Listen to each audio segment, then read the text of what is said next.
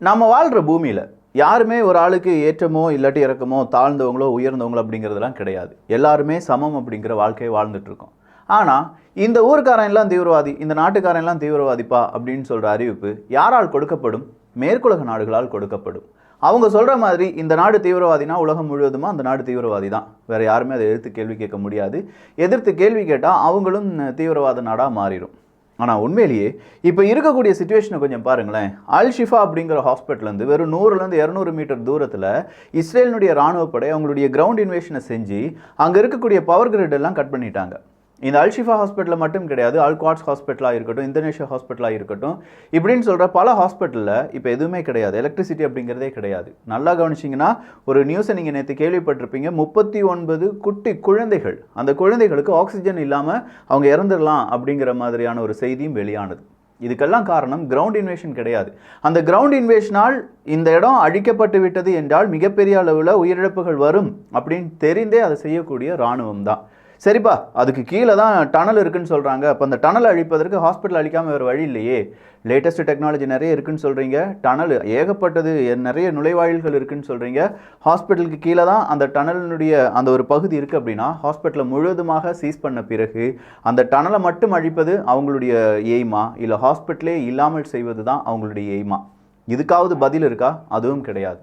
Israel முதல்ல சொல்லிட்டாங்க 1400 பேர் இந்த ஹமாஸ் எங்கள் நாட்டுக்குள்ளே கொன்னுட்டாங்க அப்படின்னு சொல்லி.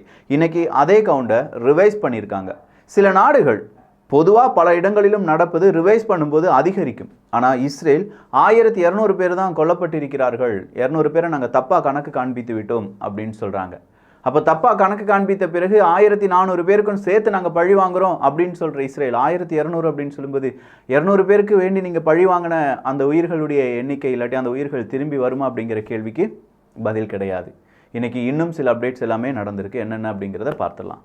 அன்பு தமிழஞ்சங்களுக்கு தமிழ் பொக்கிஷத்தின் வணக்கங்கள்.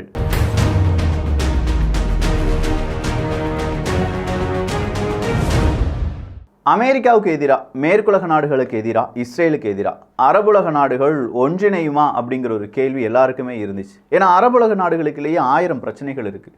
ஈரான் சவுதி அரேபியா மோதல் தான், சவுதி அரேபியா துருக்கி மோதல் தான், நிறையவே மோதல், உள்ளடி சண்டைகள், ஷியா சன்னி பிரிவு சண்டைகள் அப்படின்னு சொல்கிற பல சண்டைகள் அங்கே இருக்கிறதுனால தான் அரபுலக நாடுகள் ஒன்று இணையாது அப்படின்னு சொல்லி நிறைய பேர் டிபி ட்ரூப்பை சார்ந்த நிறைய பேரை கமெண்ட் பண்ணாங்க. என்ன விக்கி உனக்கு பைத்தியமா, அதை எப்படி அரபுலக நாடுகள் ஒன்றிணைவார்கள்? அவங்க நேரடியாக இங்கே ஒன்றிணைவார்கள் அப்படிங்கிறது கிடையாது. ஆனால் கண்டிப்பாக மறைமுகமான சப்போர்ட் அப்படிங்கிறது பாலஸ்தீனத்துக்கு இருந்துக்கிட்டே இருக்கும். சரி, அந்த மறைமுக சப்போர்ட் நேரடி சப்போர்ட்டாக வரும்போது நேற்று நடந்த மாதிரி இருக்கும். சவுதி அரேபியா ஒரு கூட்டமைப்பை ஏற்பாடு பண்ணுறாங்க. அந்த கூட்டமைப்பில் அரபுலகத்தை சார்ந்த அனைத்து நாட்டு தலைவர்களும் வராங்க. சிரியாவினுடைய தலைவர் வராங்க, துருக்கியினுடைய தலைவர் வராங்க, ஈரானுடைய தலைவர் வராங்க, சவுதி அரேபியானுடைய தலைவர் இருக்காங்க. இப்படின்னு சொல்லி எல்லாரும் கூடியிருக்கிற அந்த நிகழ்வு தான் இப்போ மேற்குலக நாடுகளில் கடுமையாக விமர்சிக்கப்படக்கூடிய நிகழ்வு. அந்த நிகழ்வில் அரபுலகம், சவுதி அரேபியா இப்படி OIC, organisation of Islamic operation அப்படிங்கிறதையும் அரப் இஸ்லாமிக் சமிட் அப்படிங்கிறதையும் ஒன்றா வைக்கிறாங்க. இந்த அரப் இஸ்லாமிக் சமிட் அப்படின்னு சொல்லும்போது இதில் என்ன நடைபெறுகிறது? நேராக சிரியாவினுடைய அதிபர் ஆசாத் அவர்கள் என்ன தெரியுமா சொல்கிறாங்க? Rights cannot be restored when criminal has become a judge அப்படின்னு சொல்லி போட்டிருக்காங்க. எனக்கான உரிமை இங்கே மறுபடியும் பரிசீலிக்கப்படாது, இல்லாட்டி எனக்கு கிடைக்காது. ஏன் கிடைக்காதுன்னா, அதை தரக்கூடிய ஜட்ஜே ஒரு கிரிமினலாக இருந்தால் எனக்கு எப்படி என்னுடைய உரிமை கிடைக்கும் அப்படிங்கிறது கேள்வியே கேட்குறார். அடுத்ததா ஒரு தீஃப், ஒரு திருடன் ரெஃபரியாக இருக்கான். ரெஃபரினா நடுவராக இருக்கும்போது நான் அந்த ரெஃபரிகிட்ட போய், ஒரு திருடன்கிட்ட போய் என்னுடைய நியாயத்தை கேட்டால் அந்த திருடன் எப்படி ஒத்துக்கொள்வான்? அது மட்டும் இல்லாமல் இந்த மேற்குலகமும் இப்படி தான் இருக்குது. நீ தான்ப்பா அங்கே தப்பே செய்கிற, நீ எனக்கு தண்டனை கொடுக்குறியா, இல்லை எனக்கு நீ வாழ் உரிமை கொடுக்குறியா? நீ எனக்கு தண்டனை கொடுத்தா உன் மனசுக்கு என்ன தோணுதோ அதை செய்வ. வாழ் உரிமை கொடுக்குறா, நீ திருடனாக இருக்க, எனக்கு எப்படி உரிமை தருவ? இப்படின்னு சொல்லி அங்கே உண்மையான சில கருத்துக்களை எடுத்துரைக்கிறார். ஏன்னா சிரியா படுற பாடு நமக்கு தெரியும். 8-9 வருஷமாக அங்கே யுத்தம் யுத்தம் யுத்தம் யுத்தம் நின்ன பாடே கிடையாது. என்னடான்னு பார்த்தா திடீர்னு யுத்தம் நிற்கிற மாதிரி இருக்கும். சிரியா பிரச்சனை என்ன அப்படிங்கிறத தமிழ் பட்சத்தில் 7-8 காணொலியில் விளக்கம் பண்ணியிருக்கோம். ஏன்னா அவ்வளோ பிரச்சனைகள், அத்தனையும் மேற்குலக நாடுகளால் செய்யப்பட்ட பிரச்சனைகள், இன்டர்னலாக இருந்த பிரச்சனைகள், அதை ஊதி பெரிதாக்கக்கூடிய அரசியல் அப்படின்னு சொல்லி ஒரு காம்ப்ளிகேஷனான விஷயம்தான். ஸோ சிரியாவினுடைய அதிபர் கேட்குறாரு, ஏய் ரெஃபரியே இங்கே தப்பாக இருக்காயா, எனக்கு எப்படி உரிமை கிடைக்கும், நமக்கு எப்படி உரிமை கிடைக்கும் அப்படிங்கிற ஒரு கேள்வியை வைக்கிறாங்க.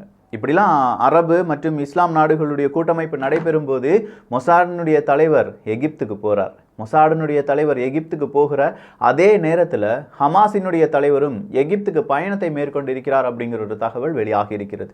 ஒருவேளை மொசாட் தலைவரும் ஹமாஸினுடைய தலைவர்களும் ஒன்றாக பேசிக்கொள்வார்களா அப்படிங்கிற ஒரு சின்ன எதிர்பார்ப்பு தான். ஏன்னா மறைமுகமாக இதெல்லாம் நடைபெறுவதற்கான வாய்ப்புகள் இருக்குது. அப்போ அந்த எதிர்பார்ப்பு நடந்தது அப்படின்னா இந்த யுத்தம் நிற்பதற்கான வாய்ப்புகள் இருக்குது. அது எப்படி விக்கி இவ்வளோ நாள் நடைபெறாத பேச்சுவார்த்தை இப்போ நடைபெறுது அப்படின்னு கேட்டிங்கன்னா அதுக்கான ஒரு காரணமும் இந்த அரபுலக நாடுகள் அரபு இஸ்லாமிக் சுமிட் அப்படிங்கிறது தான். அந்த கூட்டமைப்பில் நேற்று நடைபெற்ற அந்த கூட்டம் தான் காரணம்.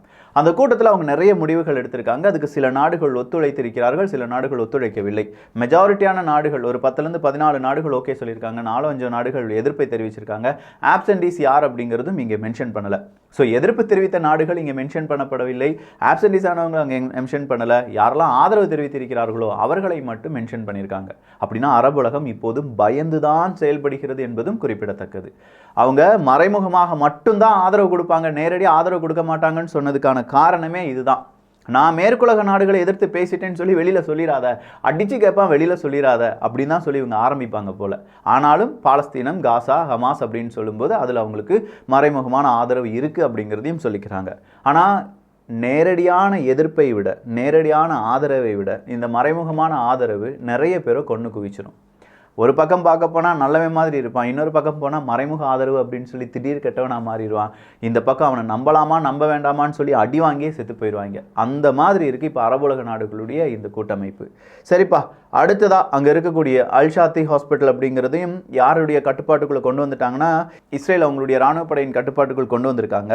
இஸ்ரேலினுடைய டிஃபென்ஸ் மினிஸ்டர் இன்னைக்கு ஒரு அறிவிப்பை கொடுத்திருக்கிறார், நசருல்லா அவர்கள். இந்த நசருல்லா அவர்களை பற்றி நம்ம பார்த்தோம். அவர் ஸ்பீச்சுக்கு தான் நிறைய பேர் வெயிட்டிங்காக இருந்தாங்க அப்படின்னு சொல்லி பார்த்தோம். அந்த ஸ்பீச்சில் பெரிய அளவு போர் அறிவிப்புலாம் கிடையாது. அக்டோபர் 8 ஹிஸ்புல்லா நாங்கள் உள்ளக்க போரில் தான்ப்பா இருக்கோம் அப்படின்னு சொல்லி முடிச்சிட்டாங்க. அதே நசருல்லா அவர்களுக்கு இஸ்ரேலினுடைய டிஃபென்ஸ் மினிஸ்டர் ஒரு எச்சரிக்கை கொடுத்திருக்கிறார். ஹிஸ்புல்லா ஒரு முக்கியமான முடிவு எடுக்க போறீங்கன்னு சொல்லி நாங்கள் நம்புகிறோம், ஆனால் அந்த முடிவை மட்டும் உங்கள் வாழ்க்கையில் நீங்கள் எடுத்துடாதீங்க, அதுதான் உங்களுக்கு கடைசி காலமாக இருக்கும் அப்படின்னு சொல்லி ஒரு எச்சரிக்கையை பகிர்ந்திருக்கிறார். அப்படின்னா ஹிஸ்புல்லா அங்கே ஒரு முடிவுகளை எடுக்க போகிறாங்க, அந்த முடிவினுடைய சின்ன ஒரு இன்ஃபர்மேஷன் இவங்களுக்கு கிடைச்சிருக்கு. அதுக்கு பதிலாக நீ முடிவை எடுக்காதன்னு சொல்லி மிரட்ட ஆரம்பிச்சிருக்காங்க டிஃபென்ஸ் மினிஸ்டர். அல்ஷிஃபா ஹாஸ்பிட்டலாக இருக்கட்டும், அல்காட்ஸ் ஹாஸ்பிட்டலாக இருக்கட்டும், இந்தோனேஷியா ஹாஸ்பிட்டலாக இருக்கட்டும், அங்கே என்ன சொல்கிறாங்கன்னா நல்ல மனது இருக்கக்கூடிய நபர்கள் உலகத்தில் யாராவது உயிரோடு இருந்தீங்கன்னா தயவு செஞ்சு இந்த ஹாஸ்பிட்டலுக்கு எதிரான அட்டாக்கை மட்டும் நிறுத்த சொல்லுங்க அப்படிங்கிறது அங்கே இருக்கக்கூடிய டாக்டர்ஸ், அந்த மேனேஜ்மெண்ட் அப்படிங்கிறவங்க கேட்டிருக்காங்க. ஏன்னா அவ்வளோ கொடூரமாக இருக்குது பார்ப்பதற்கு அப்படிங்கிறது தான். அடுத்ததா இங்கே இஸ்ரேல் பாலஸ்தீன போரில் பாலஸ்தீனியர்கள் நிறைய பேர் கொல்லப்படுவதற்கு நாங்கள் காரணம் கிடையாது, ஹமாஸ் தான் முழுக்க முழுக்க காரணம் அப்படிங்கிறதையும் நேற்று நெத்தன்யாகு அவர்கள் சொல்லியிருக்காங்க. காசா சவுத் பக்கமாக ஒரு 30,000 நபர்கள் நேற்று மறுபடியும் இடம்பெயர்தல் செய்திருக்கிறார்கள் அப்படிங்கிற ஒரு தகவல் வெளியாகி இருக்கிறது. நான் முதலே சொன்ன மாதிரி 1400 பேர் கொல்லப்படவில்லை, 1200 நபர்கள் தான் கொல்லப்பட்டார்கள் அப்படிங்கிற ஒரு தகவலை இஸ்ரேல் நேற்று அறிவித்திருந்தார்கள். அடுத்ததா ஹமாஸினுடைய அறிவிப்பு தான். 160 இஸ்ரேலினுடைய மிலிட்ரி வெஹிக்கிளை நாங்கள் அடிச்சிருக்கோம், ஒன்றும் இல்லாமல் அழிச்சிருக்கோம். அதே மாதிரி நிறைய பீரங்கிகள் அப்படிங்க எண்ணிலடங்கா பீரங்கிகளை அழித்து விட்டோம். இதுக்கு மேலேயே எங்ககிட்ட நீ மோதிரினா நீ பெரிய இழப்புகளை சந்திக்க நேரிடும் அப்படின்னு சொல்லி அவங்களுடைய எதிரிகளுக்கு பிரிகேடினுடைய தலைவர் ஒரு எச்சரிக்கை கொடுத்திருக்கிறார். இந்த எச்சரிக்கை நேரடியாக இஸ்ரேலுக்கான எச்சரிக்கை தான். கடைசியா தீவிரவாதம். இந்த தீவிரவாதம் அப்படின்னு சொல்லும்போது எப்பா ஹமாஸ் தீவிரவாதிகள் அப்படின்னு சொல்றதை அறிவித்து விடுங்கள் அப்படின்னு சொல்லி மேற்குலக நாடுகள் ஹமாஸ் தீவிரவாதிகள் அப்படின்னு சொல்லி முத்திரை குத்திட்டு இருக்கும்போது இந்த பக்கமா ஈரானுடைய பிரசிடென்ட் வந்து கை தூக்கிட்டு சொல்றார், இல்ல இஸ்ரேலுடைய இராணுவத்தை தீவிரவாத செயலில் ஈடுபட்டவர்கள் அப்படின்னு சொல்லி அரபுலக நாடுகள் முத்திரை குத்த வேண்டும், அவங்கள தீவிரவாதின்னு சொல்லி அழைக்க வேண்டும். அதை அரபுலகம் செய்வாங்களா? அப்படிப்பட்ட நாடுகளுக்கு நீங்கள் ஆயில் கொடுக்கக்கூடாது, அப்படிப்பட்ட நாடுகள் கூட தூதரக உறவை மேற்கொள்ளக்கூடாது, அப்படிப்பட்ட நாடுகள் கூட எந்த விதமான உறவையும் எந்த விதமான பேச்சுவார்த்தையிலும் ஈடுபடக்கூடாது. இதுக்கு அரபு இஸ்லாம் நாடுகள் சம்மதிக்குமா அப்படிங்கிற ஒரு கேள்வியை கேட்டிருக்கார் ஈரானுடைய பிரசிடென்ட்.